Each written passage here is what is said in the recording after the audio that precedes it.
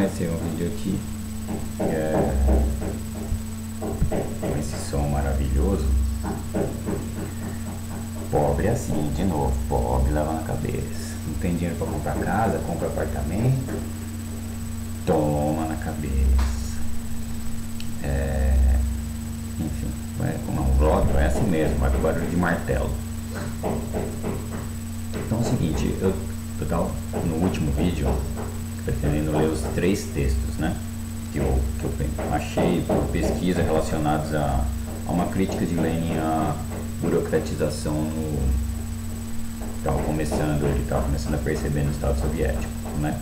Seguindo aí o último vídeo, então, a discussão,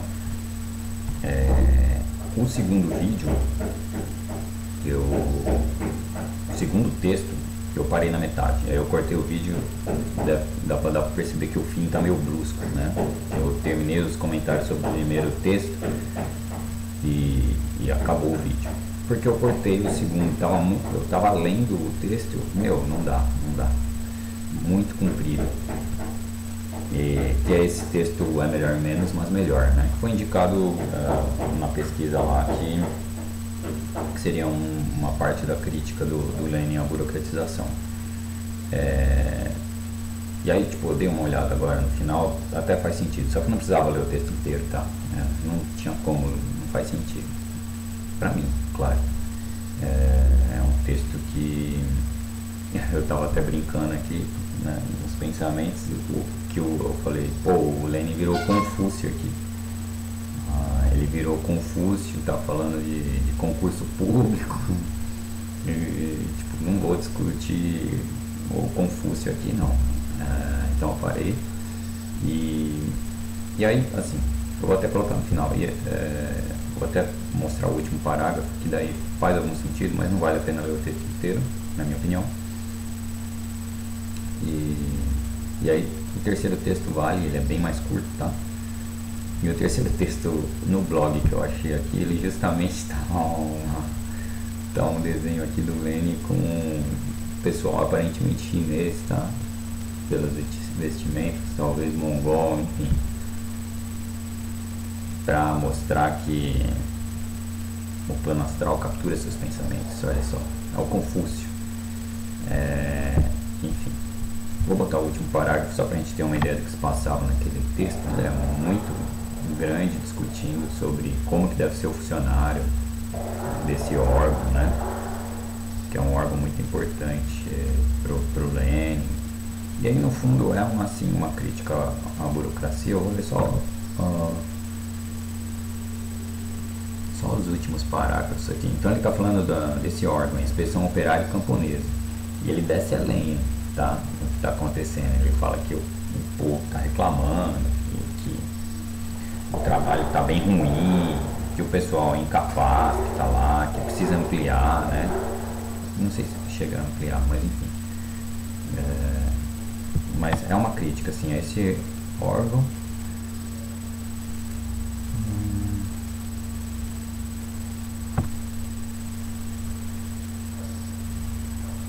Acho que vale aqui só o finzinho. Está falando, né, de todo o texto, justificando o que ele acha então ele fica comparando o Ocidente e o Oriente. A parte mais política está no fim. Ele compara o Ocidente e o Oriente, fala de como o imperialismo deve avançar e por que é importante que esse órgão trabalhe bem, né? E basicamente é isso. O que ele fala, vou resumir, ele fala que é importante que o proletariado lidere o campesinato, o pequeno campesinato, que ele coloca o pequeno, que ele fala, eu creio que é pela produção, não pelo tamanho, né? Porque a gente sabe aí que a população era uns 80% de camponeses, né? Nessa época. E aí então ele fala que e aí cita outras coisas que já apareceram em outros vídeos, né? Que eles citam em usar o excedente, né, do campo para construir a indústria, né, para industrializar. Então está aqui, ó, vou pegar essa página inteira aqui, ó. Se conservarmos a direção da classe operária sobre o campesinato, teremos a possibilidade de, mediante um regime da maior economia possível no nosso estado, conseguir que a mínima poupança seja empregada para desenvolver a nossa grande indústria mecanizada, para desenvolver a eletrificação, a extração hidráulica da turfa, para acabar de construir a central hidrelétrica do Volkhov, etc. Nisto e só nisto está a nossa esperança. Só então estaremos em condições de, para empregar uma imagem, mudar de um cavalo para outro, isto é, do mísero cavalo do camponês, mujik, do cavalo das economias calculadas para um país camponês arruinado, para o cavalo que o proletariado procura e não pode deixar de procurar para si, para o cavalo da grande indústria mecanizada, da eletrificação, da central hidroelétrica do Volkhov, etc. É assim que eu ligo no meu pensamento o plano geral do nosso trabalho, da nossa política, da nossa tática, da nossa estratégia, com as tarefas da inspeção operária camponesa reorganizada. Nisto consiste para mim a justificação das preocupações excepcionais, da atenção excepcional que devemos prestar à inspeção operária camponesa, colocando-a numa altura excepcional, dando-lhe uma direção com direitos de comitê central, etc, etc. Esta justificação consiste em que, só depurando ao máximo nosso aparelho, reduzindo ao máximo tudo quanto nele não seja absolutamente indispensável, estaremos em condições de nos manter com certeza. E, além disso, estaremos em condições de nos mantermos não ao nível de um país de pequenos camponeses, não ao nível desta estreiteza generalizada, mas a um nível que se eleva firmemente e avança para a grande indústria mecanizada. Tais são as elevadas tarefas com que eu sonho para a nossa inspeção operária camponesa. Eis porque planeio para ela a fusão do mais autorizado organismo superior do partido com um vulgar comissariado do povo. No texto, praticamente, ele fala que o povo tem que enxergar a transparência, né, nesse órgão, tem que enxergar o respeito, o respeito não pode vir, tá no começo eu cortei, né, porque é muito longo o texto, é desnecessário assim, para o que eu queria mostrar. Que o respeito não deve vir imposto, né, desse órgão, ele deve ser inspirado do povo pelo que o órgão faz, né. E aí ele cita que é o proletariado que tem que liderar esse órgão, né? Então, naquele jeito que o Lenin e o Trotsky e o Stalin pensavam que é com um partido único, né? Com os bolcheviques liderando com base no proletariado, né? De uma maneira que através da clareza, inspire o campesinato. A gente tem um problema grave aí, né, do campesinato e de toda a Revolução Russa. O problema principal é o campesinato, tá? Porque os operários eles estavam realmente organizados, eles aceitaram e abraçaram os bolcheviques, né? Assim que perceberam o governo menchevique o que estavam fazendo, né? Abraçaram. O campesinato abraçou relutantemente. Ele abraçou com a promessa do pão e terra e do fim da guerra, né? Mas diferente do proletariado, não tinha como o campesinato se ver no governo, né? O discurso bolchevique é do proletariado, é marxista, né? Tanto que o Marx via a revolução nos países avançados, onde o capitalismo avançou. Isso daqui era praticamente medieval, uma indústria mais medieval, era uma transição maluca, né? A população, como disse, 80% camponesa. Então tem todo um cuidado do Lenin, de Trotsky, acho que mais do Lenin até, viu? Embora o Trotsky eu conheça depois, principalmente, mais do Lenin com os camponeses, né? Porque era essencial. E eu até estava pensando, essa foice aí na bandeira da União Soviética, ela entrou de um jeito problemático, essa foice. Era totalmente necessária ela estar nessa bandeira, mas entrou de um jeito problemático. Que é a parte da ideologia do campesinato, né? Eles queriam a terra para cultivar, eles ganharam a terra, né, pelos bolcheviques. Essa terra não podia ser vendida, etc. Mas daí para convencer eles a fazenda o que eles queriam, né? E até hoje, em todo o discurso comunista atual, há isso sobre como funcionar como se fosse cooperativa, né? E eu entendo os camponeses, né? Cara, eu prefiro produzir na minha terra aqui, sem ninguém me encher o saco, do que ser funcionário no negócio, ou tipo, ter uma organização e realmente querer e vir alguém mandar em mim, eu entendo completamente os camponeses, né? Injeção de saco.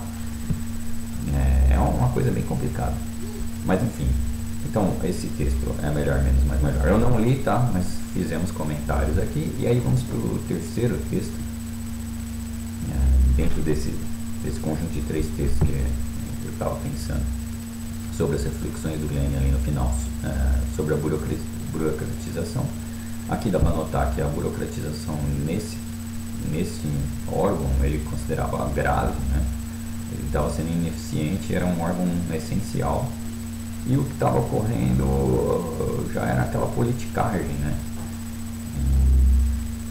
Tava colocando o cara do partido, um monte de gente incompetente. Isso daí pro Stalin depois é uma mão na roda, né? É uma mão na roda isso daí pro Stalin, para ele manipular. E a gente vê aqui uma crítica, ele pede um critério, né? Vira um Confúcio, tá? Ele vira um Confúcio aí.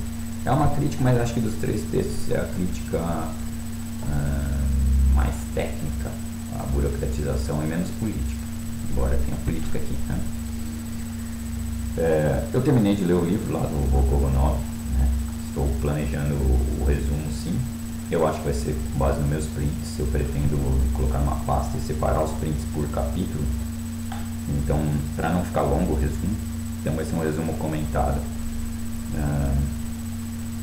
com base nos prints. Eu tentei maneirar nos prints porque tem alguns capítulos que tem muita importância no seguida. Então, eu tinha que tirar a página, print de todas as páginas da sequência. Eu falei, não, aí não dá, vou pegar aqui as principais. Então eu vou ver como eu vou fazer isso ainda, mas é provável que role sim.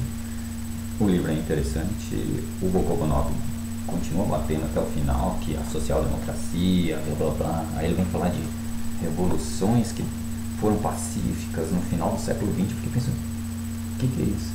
E aí acho que ele estava falando da Tchecoslováquia saindo da União Soviética, chamou isso de revolução, tá? Complicadíssimo o que ele pensa, tá? Embora eu entenda também, porque o cara estava no meio do stalinismo, viu toda a merda que estava lá, né? Completamente compreensível. Eu achei que foi importante para críticas do próprio Trotsky mesmo, para enxergar esses pontos do Trotsky, muita coisa que eu não concordo, né? Do Trotsky. Mas enfim, de longe ainda dá para perceber até que o autor reconhece que o Trotsky é de longe ali o cara que estaria mais próximo de uma ideia democrática no bolchevismo. E ele fala, e é antagônico, o cara discorda, não tem como, isso aqui que ele está pensando é utopia.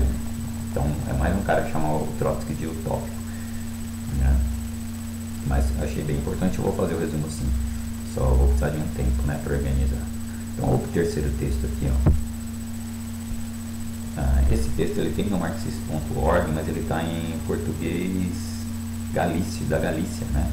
Está em galício.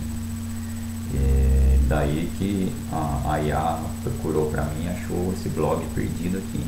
O cara pede até donate, o cara que faz essa tradução aqui no blog dele. Tá o endereço aí, é fischuk.cc. E eu vou usar em português, que é assim. Eu consigo ler em inglês, né? Mas aí o vídeo fica meio atrabancado quando eu leio em inglês, né? É melhor pegar direto em português mesmo. Então lá tem observações dele sobre a tradução, propagandas do blog dele. Ele consegue dinheiro com essas propagandas. Eu nunca liguei esses negócios nos meus blogs. Ele decide publicar, traduzir as notas posteriores, e no marxist.org os caras juntam as notas todas como um texto só. Então acho que ele fez o certo, né? E aí ele coloca uma nota introdutória, eu vou ficar lendo essas coisas aqui, né? Quem quiser ver, eu deixo o link original. Tem as fotos dele de Natal aqui, eu acho, mas não importa, né? E aqui começa a carta. Então essa daqui, tirando então aquela primeira carta, né, que era a carta ao Congresso, ela é bem curtinha, né? Dá para ver a crítica. Tirando então o testamento de Lenin, né, que seria, vou deixar a parte talvez onde eu falei mais, mas eu já fiz um vídeo sobre isso, né? E eu não vou nem colocar ela, né? Porque é contestado e tal, mas existiu sim, né? Todo mundo sabe. Os historiadores que não são stalinistas confirmam, né? Não precisa nem ser trotskista. Mas enfim, então vamos ficar nessas três mesmo. Vamos para a terceira. Então essa daqui é a carta da questão das nacionalidades, né? Seria a terceira aqui. Vamos lá. Vou ler. A carta para a questão das nacionalidades ou da autonomização foi escrita por... essa aqui é outra nota dele. Vladimir Ilyich Lenin, por ocasião da formação da União Soviética, dedicada ao problema das relações mútuas entre os povos da União Soviética. Ainda é nota dele. Escreveu bastante, hein? Começa aqui, ó. Então aqui é Lenin mesmo. Penso que sou fortemente culpado perante o operariado da Rússia por não ter intervindo com energia e acuidade suficientes no famigerado debate sobre a autonomização, oficialmente chamado, ao que parece, questão da União das Repúblicas Socialistas Soviéticas. No verão, quando essa questão emergiu, eu estava doente e em seguida, no outono, depositei excessivas esperanças em minha recuperação, e em que os plenos de outubro e dezembro me dessem a possibilidade de intervir nesse debate. Uma pausa, né?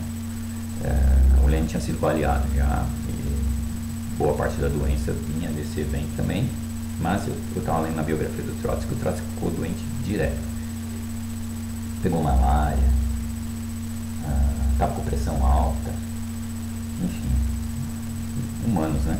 Só que ele se recuperava com frequência, e o Lenin desse daqui ele não se recuperou muito bem, né? Aqui ele ainda estava apto a escrever, por exemplo, ou escreveu ou foi ditado, mas enfim, a chamada herança, né? O testamento dele, acho que foi totalmente ditado mesmo, ele estava acamado. Então, mas pelo contrário, eu não tive tempo de estar nem no pleno de outubro sobre essa questão, nem no de dezembro, e dessa forma a questão me passou quase completamente ao largo. Tive tempo apenas de conversar um pouco com o camarada Dzerzhinsky, que havia chegado do Cáucaso, e me contou qual era o estado dessa questão na Geórgia. Também tive tempo de trocar uma palavra com o camarada Zinoviev, e expressar-lhe meus receios no tocante a esse problema. Zinoviev, outra pausa, né? Zinoviev e Kamenev são os caras que o Stalin mata depois de fazer eles confessarem que Trotsky era um terrorista e chamou eles para dar um golpe. Confessar entre aspas, tá bom? Então são caras principais. Agora o Dzerzhinsky, eu teria que pesquisar mais o que aconteceu com ele. Acho que continuou no stalinismo provavelmente. Ainda mais que aqui ele está do lado do Stalin tomando bronca do Lenin. Então continuando. Daquilo, ou ele não é ele que está tomando bronca, tá? Não lembro, vamos ver. Daquilo que comunicou o camarada Dzerzhinsky, que esteve à frente da comissão enviada pelo Comitê Central para investigar o incidente georgiano, eu só pude extrair os mais fortes temores. Acho que ele é o cara que vai reclamar. Se as coisas chegaram ao ponto de Ordzhonikidze irromper em empregar a força física, acho que ele é o que vai reclamar. Acho que ele é lá do Cáucaso. O Ordzhonikidze é o que estava com Stalin. Ele vai lá dar soco nos malucos. Como me foi relatado pelo camarada Dzerzhinsky, pode-se então imaginar em que pântano nos precipitamos. Pelo visto, todo esse capricho de autonomização era radicalmente inverídico e infundado.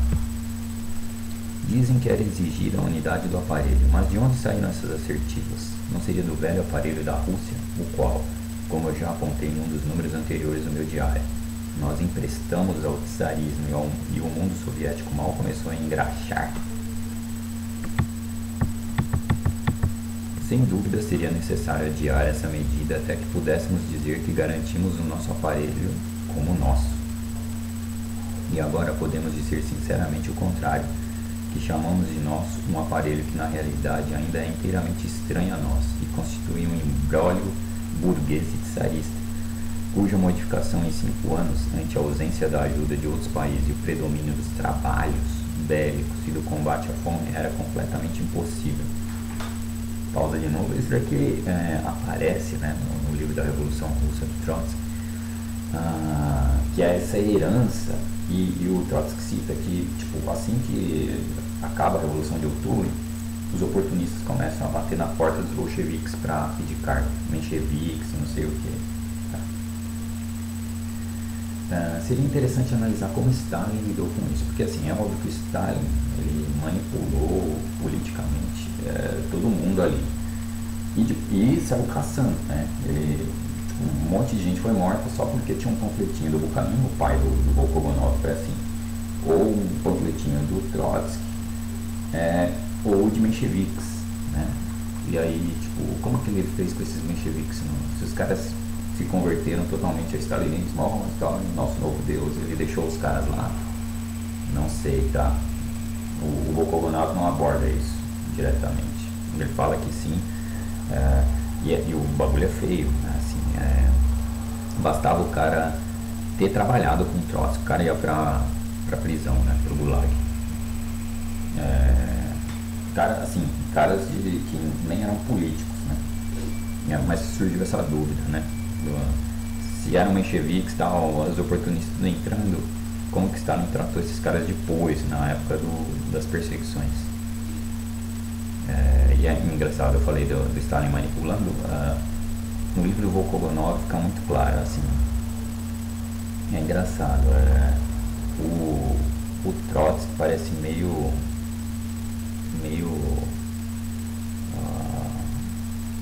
ingênuo, se é que a gente pode chamar dele, porque assim, depois que o Lenin morre, ele parece estar indo nos congressos, e eu imagino que funcionava assim antes, tá? Porque do jeito que ele fala, né, ele parece estar indo nos congressos como se fosse discutir as coisas no congresso e votar e tal, e lembra tipo DCE, me lembra reunião de condomínio, me lembra que o pessoal vai para votar mesmo, para escutar as propostas, tal, fazer propostas e votar.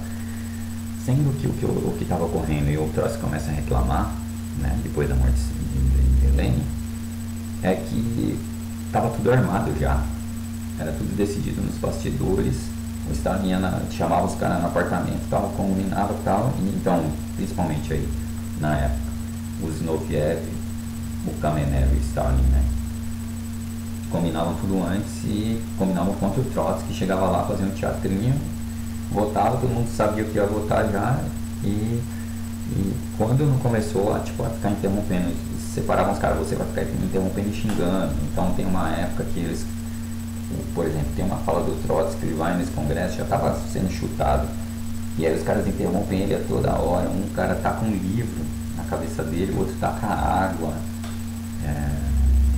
enfim. E a analogia que eu fiz na minha cabeça é tipo assim, imagina um congresso do PT lá, nem no congresso, imagina a nossa política. Tudo o Lula é um mestre da política, um Stalin não no sentido de ser totalitário, mas ele trabalha assim. A política brasileira hoje é assim. Ninguém vai lá para votar sem ter combinado tudo antes. Mesmo às vezes que a gente tem críticas aos deputados e nem lê os negócios e tal, mas é tudo combinado antes, né? Só vai lá para dar o voto mesmo. E nessa época, assim, a gente tem a impressão que enquanto o Lenin estava lá, o negócio era meio que como se fosse a revolução ainda. O pessoal não combinava as coisas antes, não tinha muita politicagem não. Eu imagino que o Stalin já estava tecendo as suas teias, né? Antes do Lenin morrer já. Mas eu achei engraçado isso, eu lembrei agora aqui. Então vamos continuar aqui. Nesse parágrafo aqui. Em tais condições, é muito natural que a liberdade de sair da União, com a qual nos legitimamos, se revelará um documento vazio, incapaz de defender as outras nacionalidades da Rússia, Rossisky e Norodsk, da invasão daquele homem genuinamente russo, do chauvinista grão russo, enfim, do patife opressor que constitui o típico burocrata russo. Dá pra ver a crítica, né? Como é que tá? Não há dúvidas de que o ínfimo percentual de operários soviéticos e sovietizados afundará nesse mar de canalhas grão-russos e chauvinistas, como a mosca no leite. Foi feio já, esse texto aqui já estava bem feio. Naquele segundo foi leve, né? Em defesa dessas medidas, dizem que se dividiram os comissariados do povo diretamente concernentes à psicologia e educação das nacionalidades. Mas aí existe a questão sobre se é possível dividir plenamente esses comissariados. E a questão sobre se nós tomamos com cuidado suficiente medidas para realmente defender as outras nacionalidades. Inorodski. Do Leão de Chácara. Derzimorda. Genuinamente russo. Julgo que não tomamos essas medidas, embora pudéssemos e devêssemos tomá-las. Penso que desempenharam aí um funesto papel para a precipitação e o fervor burocratista de Stalin, bem como sua exasperação contra o tão falado social-nacionalismo. Social-nacionalismo. Via de regra, a exasperação costuma desempenhar na política o mesmo papel danoso. Agora eu estou lembrando aqui, num dos vídeos que eu fiz, né, o pessoal já estava começando a questionar os extremistas. Claro, esse texto aqui, já falando que o Lenin está ficando gaga, inventando todo tipo de coisa. E era já nesse, tá? Já antes do testamento. Dá pra ver por quê. Temo ainda que o camarada Dzerzhinsky, que viajou ao Cáucaso para investigar o caso dos crimes desses sociais nacionalistas, tenha lá se distinguido também somente pelo seu humor genuinamente russo. É sabido que as nacionalidades russificadas, o Brzezinski e Inorodski, sempre se desmesuram quanto ao humor genuinamente russo, e que a imparcialidade de toda a sua comissão tenha se caracterizado pela pancadaria de Ordzhonikidze. Eu penso que nenhuma provocação e nem mesmo qualquer ofensa possam justificar essa pancadaria russa, e que o camarada Dzerzhinsky é irreparavelmente culpado por haver levianamente lidado com essa pancadaria. O Dzerzhinsky está tomando também na cabeça aqui. Ordzhonikidze era autoridade perante os demais cidadãos do Cáucaso. Não tinha direito a tal irritabilidade, a qual ele e Dzerzhinsky se referiam. Ordzhonikidze, ao contrário, estava obrigado a controlar-se de um jeito que não era obrigatório a nenhum cidadão comum, e ainda mais inculpado por um crime político. Pois, para falar a verdade, os sociais nacionalistas eram cidadãos inculpados por um crime político, e apenas assim todas as circunstâncias desse crime podiam qualificá-lo. Daí se levanta já uma importante questão de princípio: como compreender o internacionalismo? Isso daqui está tudo junto lá no Marxist.org em Galício, né? Eu já havia escrito em minhas obras sobre a questão nacional que não serve para nada avançar a questão do nacionalismo de forma genérica e abstrata. É necessário distinguir entre nacionalismo de nação opressora e nacionalismo de nação oprimida, entre nacionalismo de nação grande e nacionalismo de nação pequena. Isso aqui também aparece em outros textos do Trotsky, né? Que eu acho que eu discuti já em outros vídeos. No que concerne ao segundo nacionalismo, quase sempre nós, naturais, nacional e uma nação grande, revelamos-nos culpados na prática histórica por uma quantidade infinita de violações. E, inclusive, mais do que isso, sem perceber, estamos perpetrando uma série de enormes violências e ultrajes. Basta apenas se lembrar de minhas memórias do Volga, sobre como nós maltratamos os não-russos, chamando os poloneses apenas de polacozinhos, poliatiska, zombando dos tártaros apenas como príncipes, quinhás, dos ucranianos apenas como topetudos, kokol, e dos georgianos e outros povos do Cáucaso como carcaças, kafkask, shelovek. Por isso, por parte da nação opressora, também chamada nação grande, embora seja grande apenas em suas violações, grande apenas como é um grande leão de chácara, desimorzar. O internacionalismo deve consistir não apenas na observância da igualdade formal entre as nações, mas também numa desigualdade que compense por parte da nação opressora e da nação grande aquela desigualdade que se produz na vida real. Quem não entende isso não entende realmente a posição proletária diante da questão nacional. Permanece essencialmente no ponto de vista pequeno-burguês, e por isso não deixa de descambar a todo instante no ponto de vista burguês. Essas críticas são a Stalin, né? E Stalin é churriano. O que importa para o proletário? Ao proletário não é apenas importante, mas também vitalmente necessário garantir o máximo de confiança por parte dos povos subjugados, na luta proletária de classe.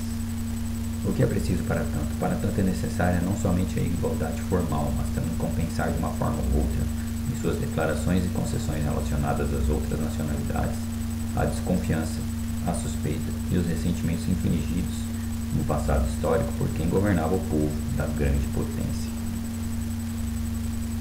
Penso que não preciso continuar elucidando isso em detalhes aos bolcheviques, aos comunistas. E penso que no referido caso, com relação ao povo georgiano, temos um exemplo típico de quando se exige uma prudência, civilidade e transigência especiais de nossa parte para abordarmos o assunto de forma realmente proletária. O georgiano que reserva desdém para com esse lado da questão usa e abusa da acusação de social nacionalismo, quando ele mesmo, nos fatos e na essência, não é apenas um social nacionalista, mas também um grosseiro leão de chácara grão-russo. Esse georgiano, na verdade, transgride os interesses da solidariedade classista proletária,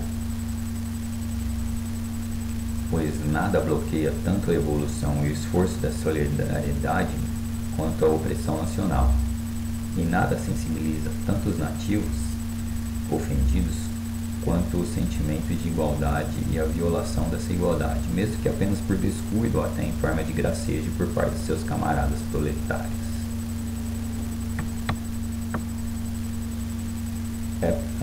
É por isso que, em tal situação, é melhor pecar pelo excesso de transigência e brandura para com as minorias nacionais do que pela falta delas.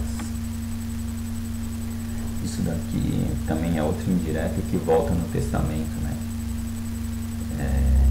Em que o Stalin,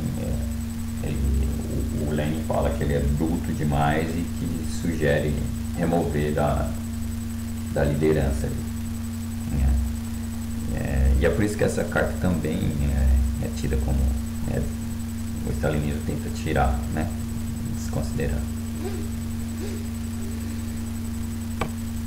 É por isso que, nesse caso, o interesse fundamental da solidariedade proletária e, por conseguinte, da luta proletária de classes exige que nunca incorramos em formalismo ante a questão nacional e que sempre levemos em conta a impreterível diferença de abordagem entre o proletário de nação oprimida ou pequena e o de nação opressora ou grande.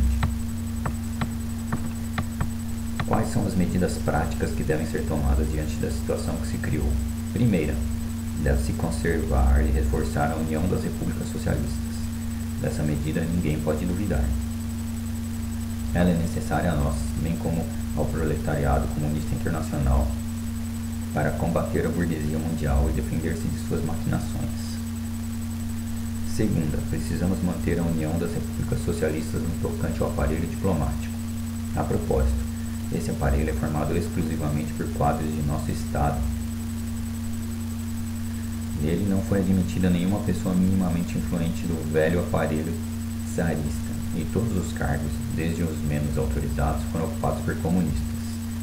Por isso, esse aparelho já granjeou para si, pode-se dizer corajosamente, o título de provadamente comunista, purificado dos resquícios czaristas burgueses e pequeno-burgueses num grau incomparável e incomensuravelmente maior do que aquele com o qual somos forçados a contentarmos nos demais comissariados do povo. Isso aqui conversa com a carta anterior, né? Que é aquele órgão que o Lenin cita. Obviamente ele está falando que tem burgueses e czaristas lá no meio. Terceira, deve punir deve-se punir exemplarmente o camarada Orodzinski. Vamos levantar isso aqui, senão não vou ler o nome desse cara nunca. Orodzinski. Falo isso com tanto mais pesar quanto sou um de seus amigos pessoais e trabalhei com ele durante o exílio no exterior, bem como fazer uma investigação adicional ou nova de todo o material da comissão de Dzerzhinsky, com o propósito de corrigir a imensa massa de falhas e apreciações tendenciosas que sem dúvida ele contém. A responsabilidade política por toda essa verdadeira campanha nacionalista grã-russa deve ser atribuída, claro, a Stalin e Dzerzhinsky. Estavam os dois aí apanhando bem, né? O camarada georgiano lá, o bigode, o Orzo, vou chamar de Orzo, meu brother já, ele está sendo reprimido porque ele saiu nas vias do fato, né? Foi pra porrada, foi provavelmente de ouvir muita abobrinha pela porrada, então inadmissível para um político, tudo bem. E aí ele também está exigindo punição pro cara. Quarta, precisamos estabelecer as mais rígidas regras quanto ao emprego das línguas nacionais nas repúblicas não russas que entrarem em nossa União e aplicar essas regras com especial diligência. Não há dúvidas de que, sob o pretexto de unificar em nosso país o serviço ferroviário, a arrecadação tributária, etc., com o aparelho que temos atualmente, se infiltrarão inúmeros abusos de caráter genuinamente russo. Para combater esses desmandos, é necessária uma destreza especial, sem falar na particular sinceridade dos que aceitam entrar nessa luta. Parênteses, né? O Zelensky, como obviamente não é comunista, muito menos leninista, ele vai contra isso daqui, né? Ele vai lá e proíbe o russo, né, na Ucrânia, etc. Recentemente aí.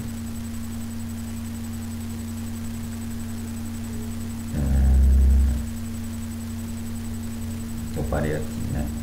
Será exigido aí um código detalhado, no qual apenas os naturais de cada república poderão redigir com um grau mínimo de êxito. Além disso, deve-se garantir de antemão por todos os meios que, ao fim de todo esse trabalho, retorne-se novamente ao próximo Congresso Soviético, ou seja, que conserve a união das repúblicas socialistas soviéticas apenas nos quesitos militar e diplomático e que se restaure em todos os outros âmbitos a plena autonomia de cada comissariado do povo. Aqui está outra crítica à burocratização. E assim, o Lenin é acusado, às vezes eu já li bastante, acho que até pelo Volkogonov, dessa distância para os sovietes já, né? Mas aqui ele está, pelo menos nesse quesito, falando o contrário. Só militar diplomático é que fica fora aí dos congressos soviéticos. Deve-se ter em vista que o fracionamento dos comissariados do povo e o desarranjo do trabalho deles com Moscou e com outros centros podem ser refreados por uma autoridade afinada o bastante com a linha do partido, se ela for empregada com o mínimo suficiente de precaução e imparcialidade. O dano que a ausência de aparelhos para cada nacionalidade, unidos ao aparelho russo, pode causar ao nosso Estado é infinitamente, incomensuravelmente menor do que o dano que causará não somente a nós, mas também a toda a Comintern, a centenas de milhões de habitantes da Ásia que esperamos atuarem no futuro imediato como vanguarda histórica depois de nós. Eu acho que essa frase aqui é um dos maiores golpes no stalinismo que eu já vi. Ele praticamente deu viu o futuro, né? Aí. E tipo, o dano é menor de ter mais autonomia e poder aos soviéticos do que o inverso. E é o que acontece no stalinismo, é o inverso, né? E aí os danos foram vistos. Seria um oportunismo imperdoável se desfizéssemos às vésperas desse protagonismo do Oriente no início do seu despertar nossa autoridade nessa região, cometendo a menor grosseria ou injustiça para com os próprios não russos. Uma coisa é a necessidade de coligarmos-nos contra os imperialistas do Ocidente, que defendem um mundo capitalista. Dela não se pode duvidar, e não preciso repetir como eu apoio irrestritamente essas medidas. Esse aqui é um outro parênteses, o Volkovanov coloca isso, ele diferencia um pouco o Trotsky do Lenin, colocando que o Lenin é muito intransigente com gente que não concorda com suas ideias, com sua visão do bolchevismo, etc. Né? Essa frase dá um certo indício, mas assim, eu vejo, e aí, eu acho que também no livro do Volkovanov dá pra ver que o Trotsky está assim, que na verdade é a luta contra o imperialismo. Né? O Volkovanov faz umas críticas lá, mas não tem como recuar disso, que é marxista. Aliás, uma das críticas, né, do Volkovanov lá é chamar o Trotsky de cego pelo marxismo, né? Que é uma religião, que é dogma, e isso restringe o Trotsky, não sei o quê. Enfim, eu acho que a visão dele na social-democracia é muito parecida com isso, né? O dogmatismo inverso. Até comentando com o meu irmão, ninguém quer revolução, ninguém quer ver gente morrendo, né? Mas se o Volkovanov vivesse até os dias de hoje, ver o nível de concentração e as portas da Terceira Guerra Mundial se aproximando, acho que ele ia ter que mudar de opinião de novo. Para onde ele iria, eu não sei.